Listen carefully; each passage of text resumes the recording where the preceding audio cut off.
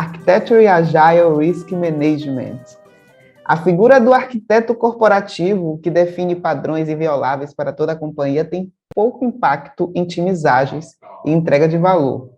Ao mesmo tempo, em times ágeis, o papel do arquiteto é desconsiderado e tem muitas indefinições. Isso faz com que certas decisões técnicas sejam tomadas pelo time desalinhadas com os objetivos de negócio, levando a uma arquitetura que não consegue entregar o valor com a quantidade expressiva de dívidas técnicas. A metodologia Agile Architecture Risk Management tem como objetivo tornar a gestão da arquitetura e riscos mais próximas do time, ao mesmo tempo que embasa decisões arquiteturais com visões de negócio, trazendo à vista riscos que estão latentes em decisões arquiteturais. Quem vai falar agora sobre esse tema é Rodrigo Pinheiro, que entrou no mundo da computação em 2004 na Universidade Federal de Campina Grande, graduando-se em 2009 em Ciência da Computação. Desde então, ele vem atuando como desenvolvedor de software em diversos setores. Em 2015, obteve o grau de mestre pela Universidade de Brasília. Há algum tempo vem ajudando os times da ThoughtWorks no desenvolvimento de código de boa qualidade e na adoção de técnicas baseadas em agilidade e Lean para atender às necessidades de negócio e criar times de alta performance. É mais uma talk que eu tenho intimidade, proximidade, conheço do tema, porque estava perto, e eu vou precisar, Rodrigo, antes de te chamar, fazer uma referência, porque tem um colaborador, um autor dessa ideia aqui, que eu vi aqui, que é Cris Gomes, que foi ser ThoughtWorker por aí, mas continua sendo uma pessoa que muito importante na definição dessa técnica que o Rodrigo vai explicar, e trabalhamos juntas nesse mesmo cliente há bem pouco tempo, então eu queria cumprimentar e fazer essa referência, porque ele está aqui na nossa sessão de hoje. E um abraço, Cris, você foi muito parte disso, você sabe, né? Boa talk, Rodrigo. Eu sou o Rodrigo, uma pessoa morena, cabelo curto, crespo, olhos pretos, uso óculos e tenho uma barba postiça. Atrás de mim tem uma parede branca com um papel de parede que eu gosto de rabiscar as ideias. Como a Rosi falou, vou descrever um pouco essa nova metodologia que nós estamos experimentando em alguns clientes aqui dentro da ThoughtWorks, que é o ARM, Agile Architecture Risk Management. Eu gostaria de começar a falar dela, mas antes queria fazer uma provocação sobre o papel do arquiteto corporativo, né? Ou então o time de arquitetura corporativa, um COI de arquitetura, um COI, um Centro of Excellence de Arquitetura, um Centro de Excelência de Arquitetura, e queria trazer uma visão de quais são as expectativas que se geram quando você tem esse time trabalhando de forma apartada, com desenvolvedores ou arquitetos extremamente especialistas e inteligentes, né? O que a gente observa no mercado é que que esse time é responsável por definições de padrões. Esses padrões eles são adotados pela empresa como um todo, pela corporação, e aí pode ser desde frameworks que são desenvolvidos por essa equipe, até alguns padrões de nomenclaturas em determinados componentes de arquitetura, por exemplo. Devido à expertise desse conjunto de pessoas nesse time, eles também são solicitados a dar recomendações sobre determinadas soluções. Então, quando um time de negócio, um time de um determinado produto chega num impasse em relação a uma determinada solução técnica, uma solução de arquitetura, procura-se esse time para se ter algumas recomendações. E por que não, aproveitando a expertise, mais uma vez, das pessoas, dos arquitetos, solicitar conselhos em determinados tipos de assunto.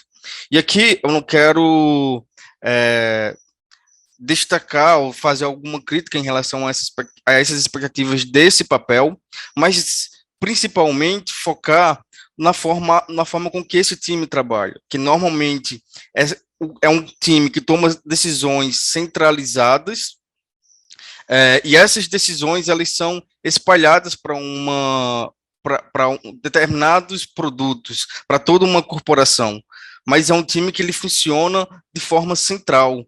E a interação entre os times de negócio e ele é sempre numa linguagem técnica. O time de negócio, de produto, que quer uma recomendação, um conselho, leva sempre um problema técnico a ser discutido, a ser resolvido. E aí veio a questão do manifesto ágil, da agilidade, né? E quando o ágil veio, né? Como é que a comunidade ágil começou a se referir às questões de arquitetura? E aí tem dois princípios ágeis que fazem uma menção bem explícita a questões de arquitetura. O primeiro é para você alcançar o resultado de valor, a agilidade esperada, você tem que ter uma atenção à excelência técnica e ao bom design. O segundo as melhores arquiteturas, requisitos de designs surgem de times que são auto-organizáveis. Então, o que acontece a partir que o manifesto ágil, dessa onda ágil, começa a se concretizar nas empresas, é uma descentralização de o que era antes esse time de arquitetura corporativa centralizado. Então, as decisões técnicas e decisões arquiteturais começam a ser tomadas dentro do time.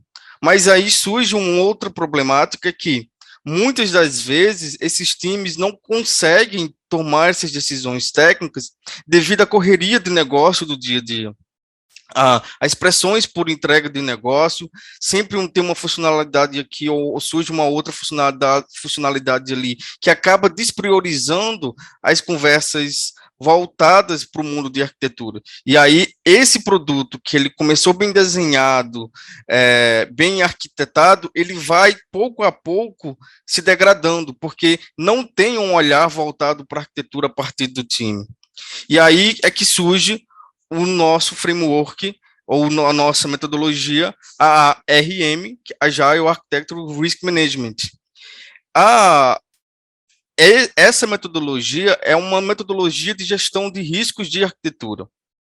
Ela tem como objetivo principal identificar os riscos e criar oportunidades também de melhorias de arquitetura. Então, esses riscos e essas oportunidades, elas são mapeadas ao final da metodologia em cards que vão ser desenvolvidos e pelo próprio time daquele produto. Ela compreende 4 fases. A primeira fase é a gente obter ou confirmar a estratégia de produto ou do negócio. Então, a gente vai colher, primeiramente, qual é a estratégia do negócio para daqui a 6 meses, daqui a 1 ano. Segundo, é a gente tentar priorizar essas... é a gente mapear...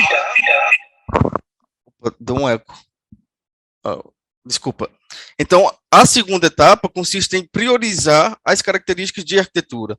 A gente faz um mapeamento daquelas estratégias de negócio para características de arquitetura que vão habilitar chegar naquele objetivo de negócio, que vão habilitar o produto, e aí a gente prioriza essas características de arquitetura.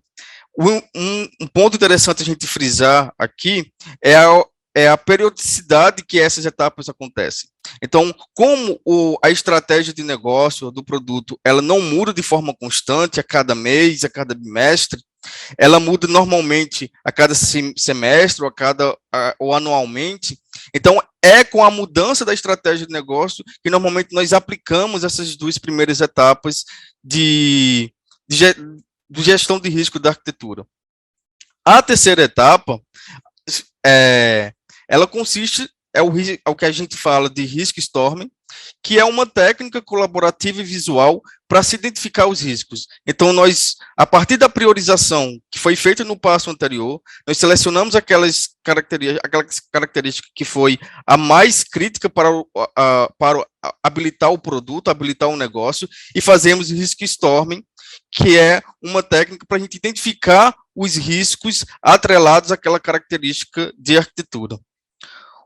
Finalmente, o último passo é a gente, identificado esses riscos, vamos mitigá-los. E para fazer isso, nós precisamos transformar esses riscos em histórias de arquitetura que vão ser desenvolvidas pelo time do produto. É a fase que a gente fala de codar a arquitetura de fato. Agora eu vou falar de uma forma mais detalhada sobre cada uma dessas etapas. Como é que a gente executa essas etapas? Então, para confirmar os principais objetivos estratégicos do produto, nós fazemos 3 perguntas para os principais stakeholders daquele produto. Primeiro, qual é a visão? Segundo, qual é a missão do produto? E terceiro, entre uma gama de objetivos estratégicos de produto ou de negócio, pedir para esse stakeholder selecionar 3 a 5 que estão mais aderentes ao objetivo que ele quer alcançar ali, vamos supor, daqui a 6 meses. Uma vez a gente colhida essa estratégia de negócio, nós partimos para mapear elas para características de arquitetura habilitadoras. Uma vez mapeado, nós seguimos para a priorização. Nessa priorização, nós fazemos uma classificação dessas características de arquitetura habilitadoras em 3 etapas. Primeiro, a gente seleciona não mais que 7 características de arquitetura para ser aquelas principais características que vão estar associadas a habilitar o objetivo estratégico daquele produto para o próximo semestre, por exemplo. Dessas 7, nós selecionamos as top 3. Quais são as que estão mais vinculadas ainda a esse objetivo estratégico? Segundo, nós selecionamos quais são as características implícitas daquele produto. Essas características implícitas são o que nós falamos de características estruturantes de um determinado produto. Por exemplo, se estamos desenvolvendo um banco ou algum sistema financeiro, segurança é algo que é uma preocupação desde o dia zero. Tem que ser uma característica estruturante de toda tomada de decisão relacionada àquele produto. E, por fim, a gente considera algumas outras características que estão vinculadas ao objetivo estratégico, mas não tão fortemente quanto a essas outras características ou essas 3 outras classificações que a gente falou aqui. E aqui na coluna direita nós temos um catálogo das principais características que podem vir a ser mapeadas. E aí nós partimos para a fase do risco storming. O que é essa, como eu falei, né? Esse risco storming, ela é uma técnica colaborativa e visual que vai ajudar a identificar os riscos e oportunidades. Nós temos algumas etapas para fazer essa dinâmica junto com o time, e é extremamente importante que todas as pessoas, todos os papéis e perfis estejam envolvidos nessa sessão de risco storming, porque a colaboração aqui é essencial para a gente chegar e mapear esses riscos. A primeira etapa consiste em a gente plotar ou desenhar a nossa arquitetura, pode ser em uma parede, pode ser em uma ferramenta de colaboração visual. Agora, com a pandemia, todo mundo trabalhando remoto, nós vemos utilizando muitas essas ferramentas, como, por exemplo, Mural, Miro. Então, uma ferramenta ao seu gosto, para que seja possível a gente plotar a nossa arquitetura e ter uma certa iteração sobre ela também. A segunda etapa é que cada desenvolvedor, cada participante da sessão, ela identifique os riscos de forma individuais. Para isso, ela vai olhar para essa matriz de priorização de riscos à direita. E aí vai fazer 2 perguntas. Primeiro, qual é a probabilidade de um determinado risco acontecer em um determinado componente da minha arquitetura? Então, e aí ela dá uma classificação, é baixo, médio ou alto, que seria 1, 2 ou 3. A segunda pergunta é qual é o impacto que esse risco, caso ele venha acontecer, ele pode gerar na minha solução, no meu produto. E aí nós seguimos a mesma classificação. Ele é baixo, médio ou alto. Ou seja, 1, 2 ou 3. E o produto dessas duas variáveis, probabilidade de acontecer e impacto caso aconteça, dá uma nota para aquele risco. Então, por exemplo, se uma pessoa, uma desenvolvedora, identifica que um determinado componente de arquitetura, o risco de uma invasão ou de um vazamento de informação, vazamento de dados sensíveis é 6, isso quer dizer que ou a probabilidade desse risco acontecer ela é alta, mas o impacto disso é médio, ou então a probabilidade disso acontecer é média, só que o impacto pode ser muito alto.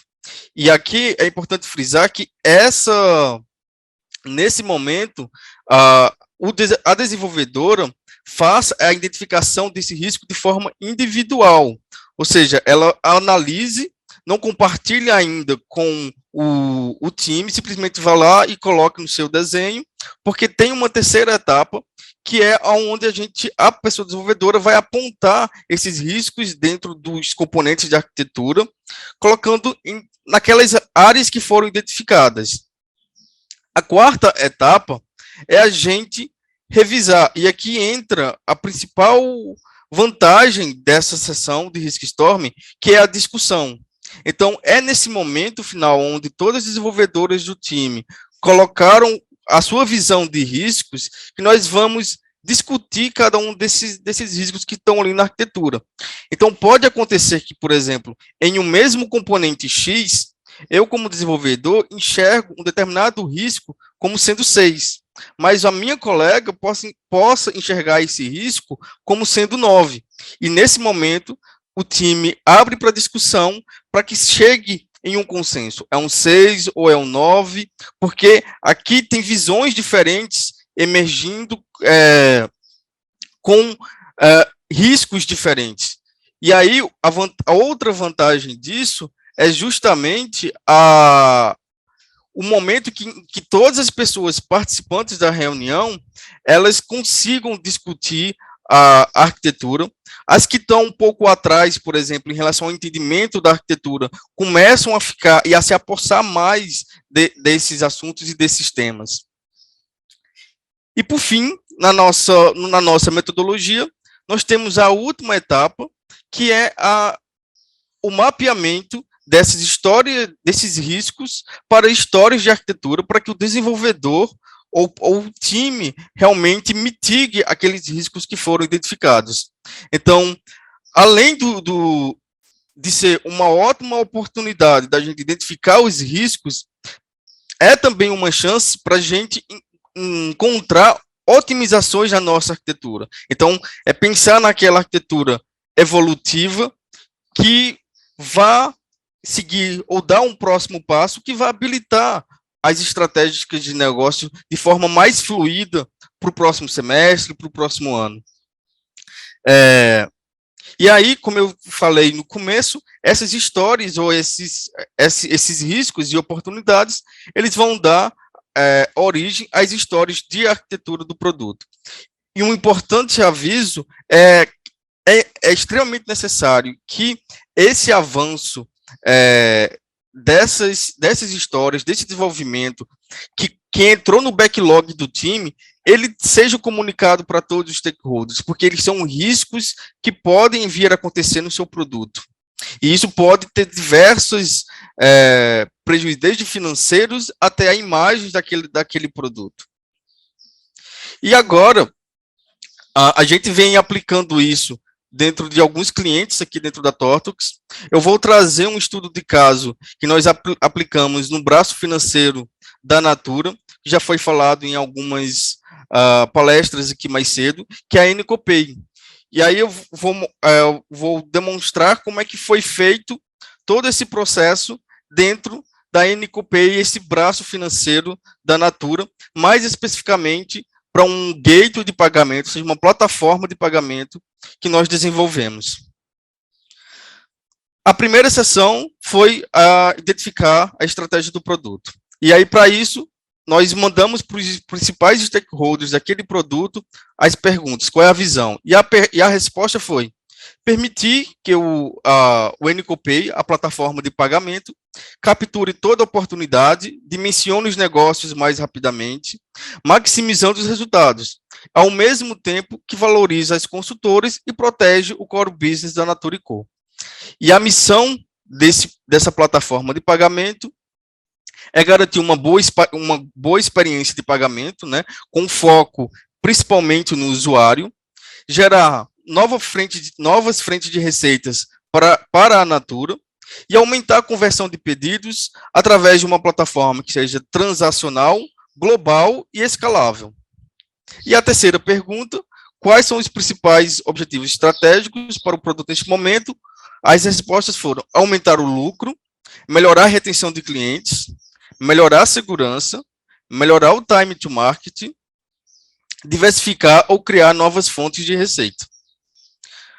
O mapeamento que nós fizemos, a partir dos objetivos de negócio para as características de arquitetura habilitadoras foi, por exemplo, quando veio na missão que daquele produto, que é uma plataforma transacional global e escalável, para nós, é claro que a gente precisa se preocupar com internacionalização, com escalabilidade.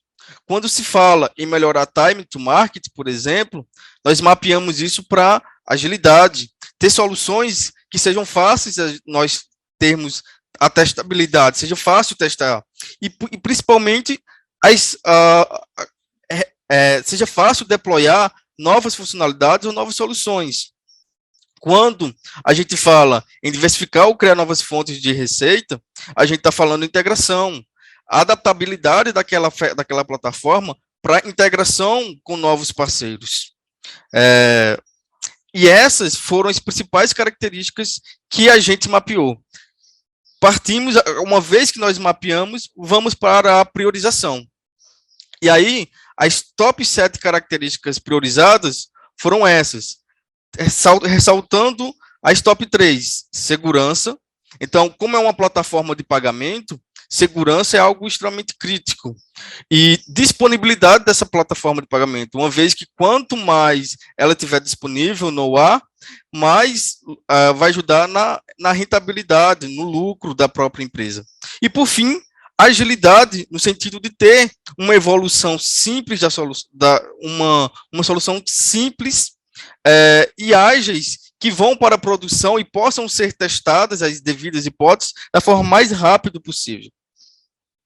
As características implícitas que nós vimos foram testabilidade, extensibilidade, por conta de ser uma plataforma altamente plugável, facilidade na integração e manutenabilidade dessa plataforma. E aqui estão algumas outras características que foram consideradas no processo. E aí, nós aplicamos a sessão de risk storming no time da plataforma, das equipes já financeiras, e tivemos excelentes resultados após a aplicação dessa sessão de risk storming, que temos o resultado, por exemplo. Então, aconteceu justamente aquele caso em que a primeira característica que a gente aplicou foi segurança. Então, teve momentos em que 2 desenvolvedores, por exemplo, ouviram riscos diferentes para um determinado componente de arquitetura. E, nesse momento, nós discutimos e chegamos a uma determinada conclusão sobre qual risco seria a arquitetura. Nesse momento, também, todos os times, todas as pessoas participaram do time. Então, foi um momento bastante colaborativo, que serviu para deixar todo mundo no contexto do que é aquele risk storming, o contexto dos princípios de arquitetura. E aí, voltando ao começo, né, o que é o ARM? E aí eu trago uma frase do idealizador da metodologia, do Chris Gomes, como a própria Rosi falou aqui no começo, está nos assistindo, We're Bringing Architecture Back. Ou seja, a principal vantagem do ARM é trazer as discussões de arquiteturas de volta para o time, com a agilidade, com as questões sempre de priorização de funcionalidades de negócio, não deixar que características de arquitetura importantes para o produto fiquem em um segundo plano. Elas têm a mesma relevância de uma característica de negócio, porque elas vão habilitar aquele produto a chegar naquele objetivo estratégico. Muito obrigado, pessoal. Perguntas? Rodrigo, ótimo assunto. Eu vou chover numa olhada nisso aqui, porque a gente que viu acontecer, viu como foi bacana ver o time tomando decisões antecipadamente, né? Porque o que a gente não prevê quando a gente não pensa na arquitetura, a gente ganha defeito para resolver depois, ganha dívida técnica. Então, é um movimento que é uma técnica que ajuda muito o processo de melhoria contínua dos produtos, né? E antecipar problemas. Então, vale muito a pena experimentar. Acho que dá tempo para uma pergunta que está aqui no Q&A. Como convencer os stakeholders da importância da gestão dos riscos de arquitetura? Esse é um dos meus maiores desafios hoje. A pessoa não se identificou aqui. Excelente pergunta. A gente teve conversas com os stakeholders para apresentar um modelo, apresentar a metodologia, e a grande vantagem do ARM é que a gente parte de objetivos de negócio. Então, quando nós falamos ali que segurança é uma característica primordial que pode gerar riscos, é porque o negócio está dizendo para a gente que ele quer uma plataforma de pagamentos, por exemplo, segura. Não é qualquer plataforma que vai ajudar o negócio chegar naquele objetivo estratégico, tem que ser segura. E aí imagina, por exemplo, alguns casos que nós tivemos esse ano de vazamento de dados. Se isso acontece em um produto que está iniciando a sua vida agora, é extremamente desastroso, porque é um risco muito maior do que até mesmo um risco financeiro, porque tem um risco na imagem de uma empresa que está consolidada no mercado, como a Natura, por exemplo. Então, a conversa com os stakeholders fica mais fácil, porque a gente parte sempre de objetivos de negócio. Aquelas características que foram selecionadas e que foram priorizadas são características que vão habilitar o negócio chegar naquele objetivo estratégico. Eu acho que esse é o pulo do gato da técnica, né? Porque sai daquele lugar do techniquez, da gente ser considerado, nós tecnologistas, temos considerado preciosíssimo, porque estamos discutindo isso. Na hora que a gente mapeia o que é urgente para o negócio e consegue mostrar para um stakeholder de negócio, de produto, que existe uma característica arquitetural que dialoga com aquilo, a discussão vai para outro patamar. Né? Quando você começa a dizer, quando a pessoa de negócio diz, não, eu preciso que a pessoa confie na minha plataforma, que ela vai sempre estar disponível. Aí a gente começa a discutir resiliência, quando a gente diz, não, sabe resiliência? Dialoga com isso. Então, sabe que a gente precisa investir aqui? Tem uns 3 cards aqui, que é uma mudança arquitetural para a gente ficar mais resiliente. Vai para outro patamar a discussão de roadmap.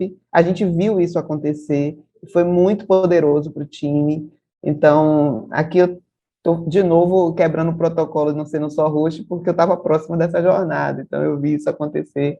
Quem está aí vivendo isso agora, experimente o framework, troque ideias aí com o Rodrigo nas redes, porque ele vai poder também te apoiar. E Cris, que está por aqui também, é uma pessoa que advoga por esse assunto, que bolou essa estratégia junto com a gente aí, trazendo a arquitetura de volta para a discussão, para o dia a dia dos times. Obrigado, Rodrigo.